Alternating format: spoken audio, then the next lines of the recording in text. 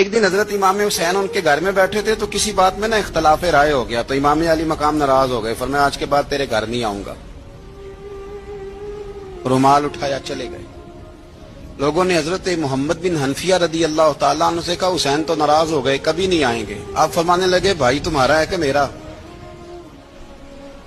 جی بھائی تو آپ کے ہیں۔ فرمایا اگر کہو تو چند منٹوں میں حسین واپس آئے۔ جناب ناراضگی ہو گئی ہے۔ فرمایا ناراضگی ہوئی ہے پر میں اس کے دل کی نرمی کو تو جانتا ہوں، اس کے مزاج کے اندر جو محبت ہے اس سے تو ابھی آئے۔ کہ جناب وہ کیسے؟ فرمانے لگے دیکھنا ذرا۔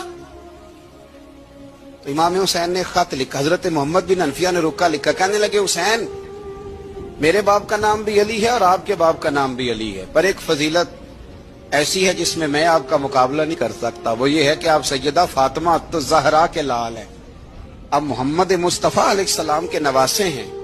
کہنے لگے بھائی جان آپ نے نانا جان کی وہ حدیث تو سنی ہوگی کہ دو لوگ ناراض ہو جائیں تو جو صلح پہلے کرے جنت میں پہلے جائے گا۔